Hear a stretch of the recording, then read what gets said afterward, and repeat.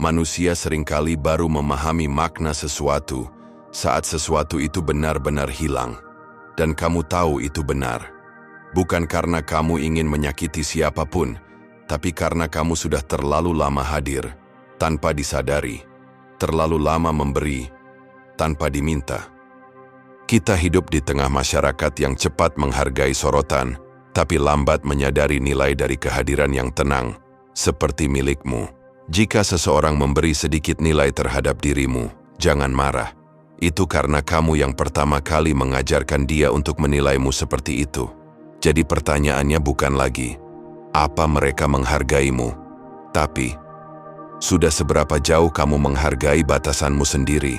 Karena kadang, satu-satunya cara untuk benar-benar terlihat adalah dengan menarik seluruh cahaya yang selama ini kamu berikan tanpa syarat. Dan jika kamu mendengarkan ini sekarang, itu artinya kamu sudah tahu ada sesuatu yang perlu kamu perjelas. Hubungan, batas, diri. Video ini bukan sekadar tentang membuat orang lain sadar. Ini tentang kamu. Kamu yang perlahan membangun ketenangan dalam dirimu sendiri dan memilih untuk hidup bukan karena mereka melihatmu, tapi karena kamu akhirnya melihat dirimu sendiri dengan jernih. Karena hari ini, kita akan masuk bersama ke-7 langkah yang akan membantumu mengambil kembali ruang batinmu dengan tenang, tanpa amarah, tanpa perlu membuktikan apa-apa. Tapi sebelum itu, seperti biasa, pastikan kamu sudah klik tombol subscribe.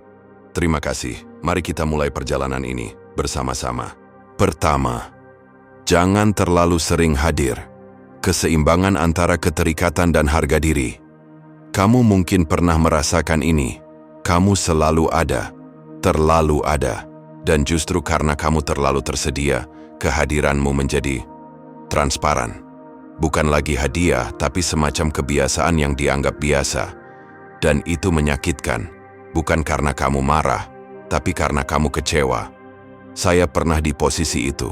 Saya pikir, cinta berarti hadir terus-menerus, menjawab setiap pesan, menyediakan diri setiap waktu.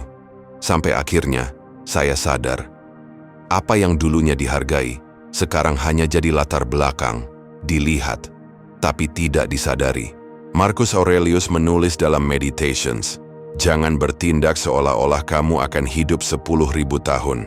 Kematian mengintai, sementara itu, jadilah baik untuk dirimu sendiri.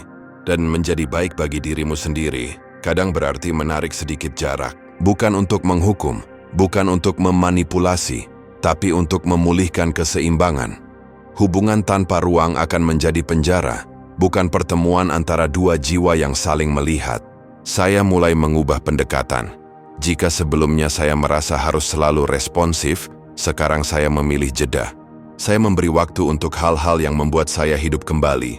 Membaca, menulis, berjalan sendirian. Saya membangun kembali kehadiran saya. Bukan untuk orang lain dulu, tapi untuk diri saya sendiri.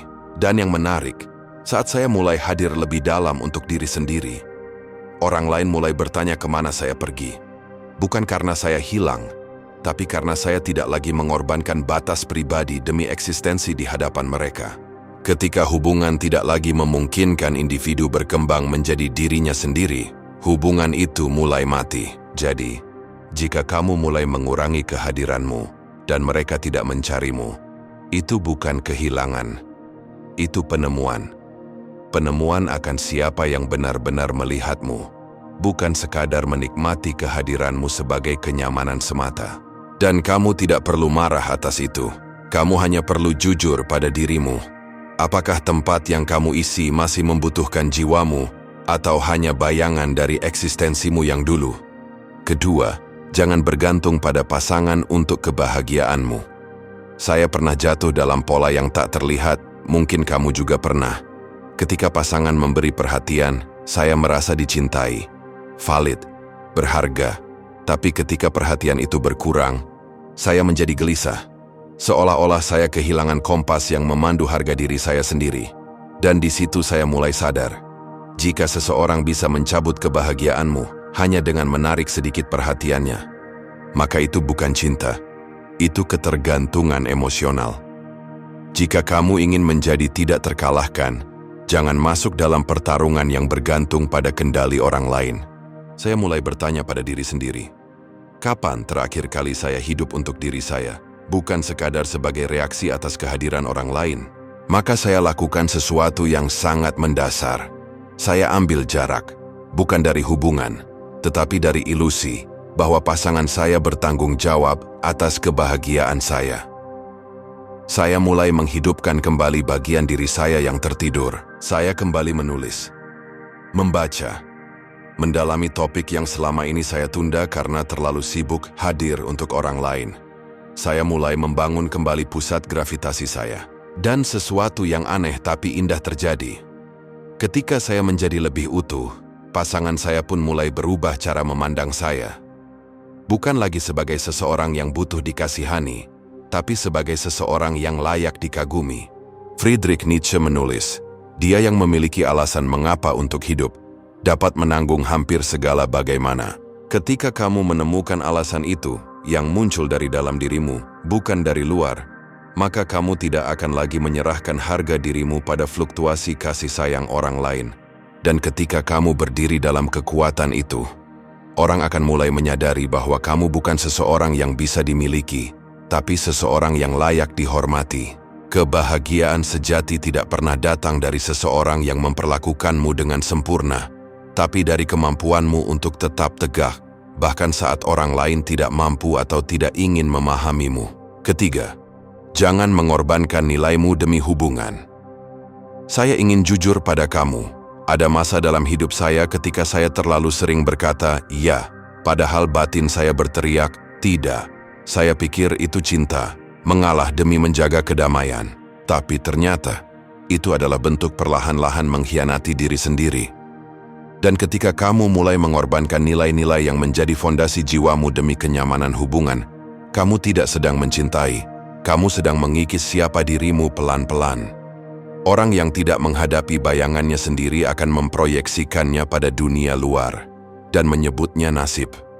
Saya menyebut ini pengkhianatan diri yang diam-diam. Saat kamu terlalu takut kehilangan seseorang, kamu mulai menyesuaikan prinsipmu agar cocok dengan mereka. Tapi lama-kelamaan, kamu pun kehilangan rasa hormat, baik dari mereka maupun dari dirimu sendiri. Saya pernah berada di sana, menghindari konflik kecil demi menghindari percakapan yang tak nyaman. Tapi yang saya pelajari adalah ini. Setiap kali kamu berbohong tentang apa yang kamu anggap benar, kamu membangun hubungan di atas kepalsuan. Dan kepalsuan tidak tahan lama. Ketika akhirnya saya berkata jujur tentang apa yang penting bagi saya, tentang batasan saya, pasangan saya bingung, tentu saja. Karena mereka terbiasa melihat versi saya yang lunak. Tapi, dengan waktu dan kejelasan, sesuatu berubah. Mereka mulai memahami, bahkan menghormati. Karena kebenaran, meski keras, punya daya tariknya sendiri. Zeno dari Citium, pendiri Stoikisme, percaya bahwa hidup selaras dengan kebajikan adalah satu-satunya jalan menuju kedamaian sejati. Dan nilai-nilai kita, itulah kebajikan personal kita. Mengorbankan nilai demi dicintai bukanlah cinta. Itu ketakutan. Dan ketakutan tidak pernah membangun hubungan yang sehat. Kamu bisa mencintai seseorang dan tetap menjaga integritasmu. Karena cinta sejati bukan soal kehilangan diri demi menyatu, tapi soal berdiri berdampingan dengan keutuhan masing-masing. Dan ironisnya, saat kamu mencintai dari tempat yang kokoh bukan lemah, barulah orang akan benar-benar melihat nilai keberadaanmu. Keempat, jangan mencari validasi dari pasangan. Mari saya ajak kamu merenung sejenak, karena ini bukan topik ringan. Saya pernah menjadikan pasangan saya sebagai cermin utama dari harga diri saya. Jika mereka dingin, saya merasa beku. Jika mereka tidak puas, saya merasa gagal. Dan jika mereka menjauh, saya mulai bertanya-tanya, apa yang salah dengan saya? Tapi disitulah kesalahan besar saya bermula. Saya menyerahkan kendali atas martabat saya ke tangan orang lain. Dan ketika kamu membiarkan persepsi orang lain menentukan nilai dirimu, kamu sedang mematikan kekuatan batinmu sendiri. Ketika kamu menyandarkan kebahagiaanmu pada sesuatu yang berada di luar kendalimu, Kamu sedang menyerahkan dirimu menjadi budak dari hal itu. Saya tahu rasanya, berusaha menjadi sempurna demi dicintai. Kamu mulai berpikir, kalau saya lebih sabar, lebih perhatian, lebih banyak memberi, mungkin mereka akan berubah. Jadi kamu terus menyesuaikan diri, terus menekan kebutuhanmu sendiri, dan perlahan, kamu berhenti mengenali siapa dirimu. Tapi kamu tahu apa yang lebih menyakitkan daripada ditolak oleh orang lain? Ditolak oleh dirimu sendiri, karena kamu terus-menerus mengabaikan suara batin yang memohon untuk dihargai. Ketika saya akhirnya menyadari bahwa harga diri saya bukanlah sesuatu yang bisa diberikan oleh siapapun, saya mulai menarik kembali kekuatan itu. Saya berhenti mengemis validasi dari luar dan mulai membangun fondasi dari dalam. Saya bertanya, apa nilai-nilai saya? Apa batasan saya? Apa saya bersedia terus hidup di bawah ketidakpastian emosional demi sejumput perhatian? Nietzsche pernah menulis, dia yang memiliki alasan mengapa yang cukup kuat bisa menghadapi hampir semua bagaimana. Dan alasan saya untuk berhenti mencari pengakuan eksternal adalah sederhana. Saya ingin menjadi manusia yang utuh, bukan bayangan dari harapan orang lain. Validasi sejati datang dari tindakan kita yang konsisten dengan nilai-nilai kita, bukan dari pujian, bukan dari penerimaan, tapi dari keberanian untuk menjadi otentik, meski itu berarti berjalan sendiri untuk sementara. Kelima, jangan memaksakan orang lain untuk memahami perasaanmu. Saya ingin kamu berhenti sejenak dan tanyakan ini pada dirimu sendiri. Pernahkah kamu merasa kecewa karena seseorang yang kamu sayangi tidak memahami perasaanmu? Padahal kamu bahkan tidak pernah benar-benar menyampaikannya. Saya pernah berada di posisi itu. Saya menyimpan kecewa, saya menahan kesedihan, saya berharap pasangan saya akan merasakan apa yang saya rasakan. Dan ketika mereka tidak merespons seperti yang saya harapkan, saya justru makin merasa tak dimengerti. Makin hancur oleh harapan yang saya ciptakan sendiri. Kamu tahu ini jebakan yang sangat manusiawi. Kita ingin dimengerti tanpa harus menjelaskan. Kita berharap cinta itu datang bersama kemampuan membaca pikiran. Tapi harapan semacam itu bukanlah cinta yang dewasa. Itu infantil. Itu keinginan untuk dimanja oleh dunia yang tidak berutang apa-apa pada kita. Apa yang tidak kita sadari akan terus mengendalikan hidup kita. Dan kita akan menyebutnya takdir. Kalau kamu tidak mengomunikasikan isi hatimu dengan jujur, kamu akan terus hidup dalam drama emosional yang kamu ciptakan sendiri dan menyalahkan orang lain karena tidak bisa membacanya. Saya belajar ini dengan cara yang keras, bahwa memaksa orang lain untuk tahu apa yang saya rasakan tanpa saya pernah benar-benar membuka diri adalah bentuk ego yang menyamar sebagai luka. Seseorang tidak bisa menyakiti kita tanpa persetujuan kita. Dan saya ingin menambahkan, seseorang juga tidak bisa memahami kita tanpa partisipasi aktif dari kita sendiri. Jadi, alih-alih berharap mereka mengerti lewat kode, lewat diam, lewat tatapan kosong, belajarlah mengartikulasikan isi batinmu. Tidak dengan ledakan, bukan dengan drama, tapi dengan ketenangan seorang manusia yang tahu batas antara harapan dan kenyataan. Karena ketika kamu mulai berbicara dengan jujur, kamu bukan hanya memberi orang lain kesempatan untuk mengerti, tapi juga memberi dirimu sendiri hak untuk hidup tanpa beban asumsi yang tak pernah terucap. Dan jika setelah semua itu mereka masih tidak mau berusaha memahami, maka mungkin yang perlu kamu pertimbangkan bukan kata-katamu, tapi keberadaan mereka dalam hidupmu. Keenam, jangan biarkan konflik membutakanmu dari nilai hubungan. Saya ingin kamu memikirkan ini baik-baik. Saat konflik muncul, siapa yang sebenarnya kamu lawan? Pasanganmu? Atau bagian dari dirimu yang belum berdamai? Saya tahu rasanya. Saat tensi memuncak, suara meninggi, logika meredup, dan yang tersisa hanyalah adrenalin yang mendorongmu untuk menang. Tapi menang apa? Mengalahkan siapa? Saya pernah terjebak dalam spiral itu, di mana saya mulai melihat pasangan saya bukan sebagai rekan perjalanan, tapi sebagai musuh. Setiap kata mereka terasa seperti serangan. Setiap sikap mereka seperti penolakan. Dan saya pun bereaksi, bukan merespons. Padahal konflik dalam hubungan bukan musuh. Ia adalah ujian sekaligus cermin. Ia menunjukkan sejauh mana kendali dirimu atas dirimu sendiri.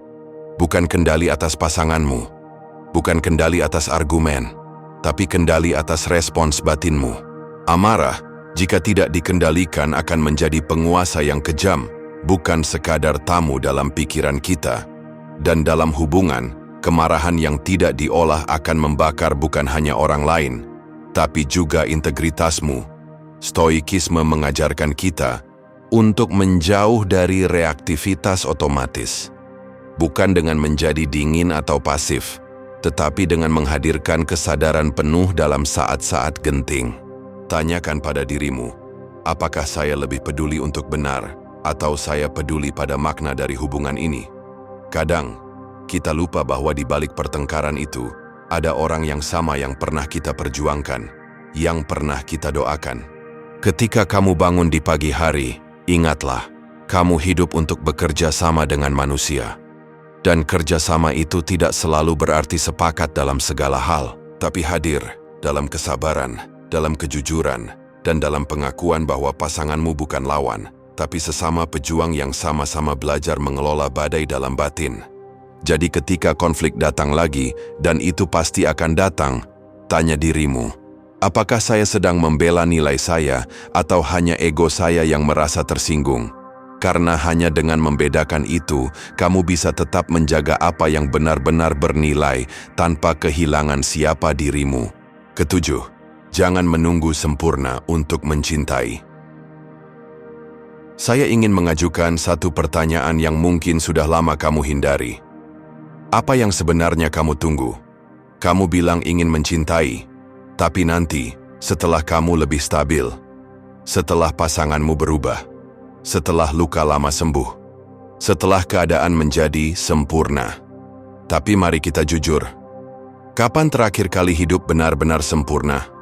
Kapan emosi, pikiran, dan hubungan berhenti berantakan untuk memberi ruang pada skenario ideal? Saya pernah menunggu itu. Saya bilang pada diri saya sendiri, nanti setelah semuanya tenang baru saya akan terbuka, baru saya akan mencintai tanpa syarat. Tapi semakin saya menunggu, semakin saya menyadari, kesempurnaan itu hanya fata morgana, selalu bergerak satu langkah di depan, selalu menjauh saat saya mencoba mendekat. Jangan berharap kejadian berjalan seperti yang kamu inginkan. Terimalah apa adanya, dan kamu akan menemukan kedamaian. Dan cinta, jika kamu mau tahu, tidak tumbuh dari skenario yang sempurna. Cinta tumbuh di tengah kekacauan, ketidaksepahaman, luka lama yang belum sembuh, dan keberanian untuk berkata, saya melihat ketidaksempurnaanmu, dan saya tetap memilih untuk hadir. Ini bukan tentang menutup mata terhadap realitas. Ini tentang menyadari bahwa realitas adalah tempat di mana cinta itu bekerja. Di mana dua manusia saling mencerminkan keterbatasan, namun tetap memilih untuk berjalan bersama. Bukan karena mereka sudah utuh, tapi karena mereka mau belajar menjadi utuh bersama. Jadi, jangan menunggu menjadi sempurna untuk mencintai, dan jangan menunggu pasanganmu sempurna untuk dicintai. Karena satu hal yang pasti, waktu tidak menunggu kita untuk siap, dan dalam dunia yang rapuh dan fana ini, keberanian terbesar adalah mencintai sekarang. Saat semuanya masih belum rapi, saat hatimu masih ragu, saat hidup masih berantakan. Karena justru disitulah cinta menjadi sesuatu yang nyata, sesuatu yang manusiawi, dan mungkin sesuatu yang suci. Saya tahu, jalan untuk memahami dan menguasai dinamika hubungan tidak pernah mudah. Kamu harus belajar menyeimbangkan antara kehadiran dan ketidakhadiran, antara menjaga diri sendiri dan merawat orang lain, antara menerima ketidaksempurnaan dan berani mencintai. Ketika kamu bangun di pagi hari, pikirkanlah betapa beruntungnya kamu karena masih memiliki kesempatan untuk menjalani kehidupan manusia. Setiap momen adalah peluang untuk memilih dengan sadar bagaimana kamu ingin hadir dalam hubunganmu. Bukan sekadar untuk dipahami, tapi untuk menjadi utuh dan bermakna. Saya mengajak kamu untuk berhenti sejenak, tarik napas, dan tanyakan pada diri sendiri. Apakah aku selama ini hidup dalam ketergantungan emosional yang justru membatasi kebebasanku? Apakah aku sudah berani mengambil kendali atas reaksiku dan mengukir batasan yang menghargai nilai diriku? Jika kamu bisa menjawab pertanyaan-pertanyaan itu dengan jujur, kamu sudah melangkah jauh ke arah penguasaan diri yang sejati. Sesuatu yang jauh lebih penting daripada sekadar kehadiran fisik atau validasi dari orang lain. Kalau video ini membuka sedikit ruang dalam pikiranmu, saya harap kamu klik tombol suka sebagai bentuk dukungan. Karena itu bukan hanya angka, tapi energi yang menggerakkan kami untuk terus menggali lebih dalam dan membagikan wawasan yang memberdayakan. Tulis juga di kolom komentar, apa satu hal yang paling kamu renungkan hari ini? Bagaimana kamu akan mulai menulis ulang cerita hubunganmu dengan langkah-langkah yang sudah kita bahas? Kita semua dalam perjalanan yang sama, belajar untuk menjadi versi terbaik dari diri sendiri, dan dalam proses itu, menciptakan hubungan yang bukan hanya bertahan, tapi bermakna. Terima kasih sudah hadir, dan sampai jumpa di video selanjutnya. Ingatlah, kekuatan sejati berasal dari penguasaan diri, bukan penguasaan orang lain.